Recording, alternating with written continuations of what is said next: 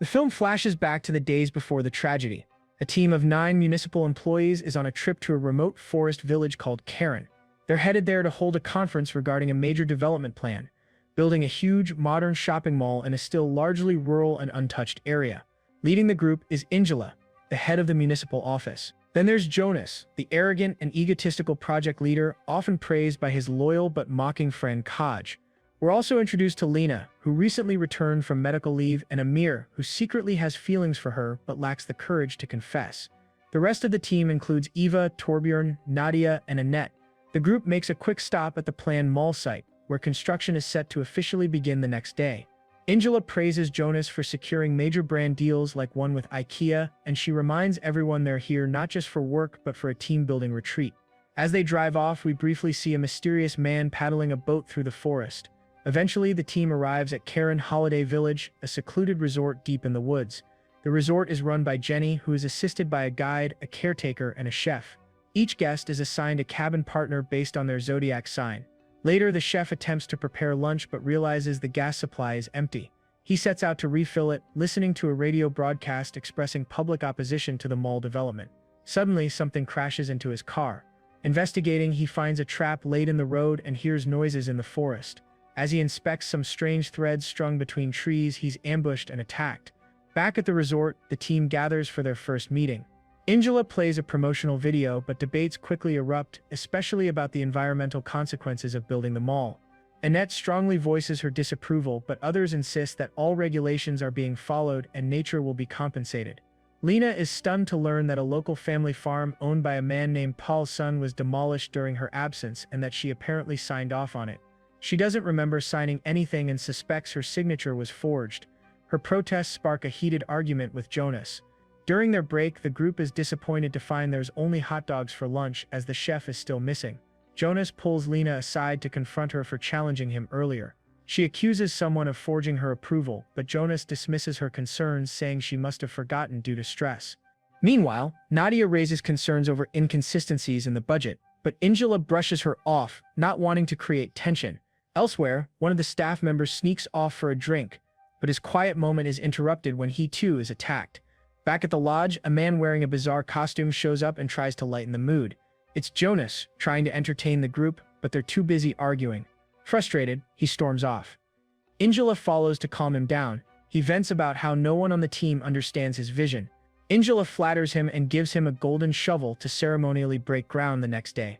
Later, the guide takes the team on a nature walk, collecting their phones so they can disconnect and relax. During the walk, Lena confides in Amir, telling him someone likely forged her signature. She urges him to help compensate Passan's family, but Amir reveals a heartbreaking truth after losing his home. Passan took his own life. The team then splits into groups for a team-building challenge, constructing rafts to cross a river. Jonas's group wins. Meanwhile, the unseen killer has stolen their phones and Jonas's costume mask. Jenny becomes overwhelmed by the workload, with 2 of her staff still missing. While searching for them, she's attacked and murdered by the masked killer. Next, the group heads to a lake to ride a zipline. Lena refuses due to her health, prompting Jonas and Kaj to mock her for being cowardly. Fed up, she leaves quietly. While the others are distracted, Lena sneaks into Jonas's cabin, hacks into his laptop, and discovers damning evidence. None of the companies Jonas claimed to have secured deals with have actually agreed to join the mall project. She copies everything onto a USB drive. Meanwhile, the killer prepares for another ambush, setting traps in the woods. The guide realizes the phones are gone but reassures the team to continue enjoying the retreat. She searches for her missing co-workers and stumbles upon Jenny's body just before being killed herself. Unaware of the danger, the team relaxes in a hot tub. Lena soon pulls aside Nadia and Amir to share what she's found. She tells them that the project is built on lies and that moving forward will lead to massive losses. She also reveals that none of the major brands, including IKEA, have agreed to participate. When the mall fails, the blame will fall on them, while Jonas will move on to a better job, having already secured a new position elsewhere. Lena steps outside and publicly exposes Jonas's deceitful scheme in front of Kaj. Surprisingly calm, Kaj asks to speak with her in private and leads her to his room. There, Jonas unexpectedly offers Lena a high-ranking position at a major corporation. On one condition, she must stay silent. He flatters her, claiming she's more capable than the rest and should aim for something greater. But Lena rejects the offer. When Jonas tries to downplay everything, Lena presents the USB drive, warning him that if he doesn't back out of the project, she'll report him to the authorities. Meanwhile, most of the group has gone back to their rooms for the night, except for Annette and Kaj. Suddenly, the masked killer appears. Kaj, thinking it's just Jonas playing a twisted joke, confronts him, but he's dead wrong. The killer viciously slaughters him, leaving Annette horrified. She runs before she can become the next victim. At the same time, Angela steps out of her room in search of the resort staff, complaining of hunger. But as she wanders into the reception area, she finds it eerily deserted. She eventually stumbles upon a blood-soaked room and spots a pile of teeth before she can process it. The killer ambushes her. He eventually drags her outside and ties her to the resort's flagpole, where her screams catch the attention of the others. Panicked by the sound, the team rushes out of their rooms only to see the killer approaching. Chaos breaks out as everyone scatters. Lena and Jonas flee into the forest together, but along the way, Jonas is caught in a barbed wire trap that slices open his head. Lena helps him and the two escape deeper into the woods. They eventually come across the raft they built earlier during the team exercise. Desperate, they climb on and start paddling, but after a short while, Jonas turns on Lena. He demands the USB drive or threatens to abandon her. With no other choice, Lena hands it over, but Jonas betrays her and shoves her into the water. Struggling, Lena drags herself to shore and runs back into the forest. She stumbles and falls into a pit where she finds the chef's lifeless body. Elsewhere, the remaining team members barricade themselves inside a room, hoping to avoid the killer. They come up with a plan to confront the attacker and start crafting makeshift weapons. However, Amir becomes worried about Lena and heads out alone to search for her. He calls her name while shining a flashlight around the woods, unaware that the killer is also nearby and has heard him. Just before the killer can approach, Lena finds Amir first and pulls him into hiding. At the same time, Nadia is frantically searching for the van keys. She eventually finds them, but the killer shows up and chases her. Nadia narrowly escapes and informs the others she has the keys, only for the group to witness the van being set on fire by the killer before they can reach it. Suddenly, they hear someone approaching the back door. Tension builds until Lena and Amir walk in, safe and alive. Not long after, Annette emerges from hiding and finds the wounded Jonas. They slip into a room where she helps patch up his injuries.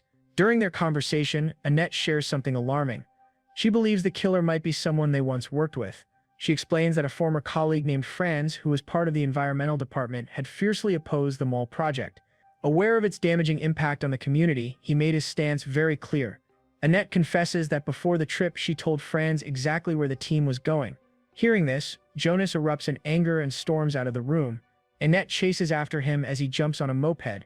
When the masked killer shows up, Annette pleads with Jonas to take her with him, but he coldly leaves her behind. Left alone, Annette faces the killer and tries to reason with him, believing he's Franz.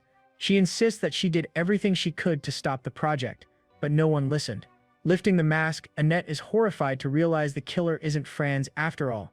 Before she can react further, the killer brutally finishes her off too. Meanwhile, Jonas is racing down the road on his moped, unaware that traps have also been laid there. He hits one and loses control, flying off and crashing into a nearby river. Back at the resort, Amir comes across a disturbing newspaper article. It reveals that Prosen, the farmer whose land was taken for the mall, died by suicide after losing his home. His son discovered the body in their barn and was devastated. In the aftermath, the son vowed to fight for farmers' rights, and his passionate interview was published soon after. Based on this, the group starts to believe the killer is Prosen's son out for revenge.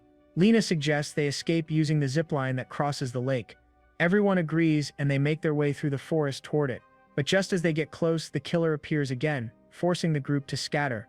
Nadia ends up stepping into a bear trap but fights back, striking the killer in the face. Though injured, she manages to get away. Eva and Torbjorn retreat back to the cabins and hide. Eventually, Amir and Lena reach the zipline. They begin crossing together, but halfway through, Amir sees that the far end is lined with sharp branches. To save Lena, he sacrifices himself by switching places with her. Lena narrowly avoids the spikes, barely making it off the line alive.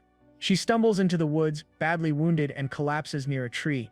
Then she hears a phone ringing. It's coming from a bag the killer had stolen earlier. Inside, she finds the team's confiscated phones.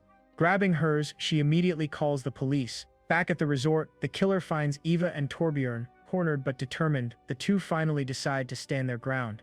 Just as the killer is about to strike Eva, Torbjorn rushes in and lights the mask on fire. The killer quickly douses it, but just as he's about to continue the attack, Nadia shows up at the last moment and decapitates him with a powerful blow. Soon after, Lena sees flashing lights through the trees. The police have arrived. But before she can reach them, Jonas appears from the shadows, bloodied and furious. He blames Lena for destroying his career and intends to silence her forever. A violent fight breaks out between them. Lena fights back with everything she has, eventually killing him in a brutal, desperate act of survival. As dawn breaks, sirens fill the air and emergency vehicles flood the resort. The horror has finally ended. Lena returns to the site where she sees the killer's severed head, confirming it's truly over. In the end, only Lena, Eva, Nydia, and Torbjörn make it out alive.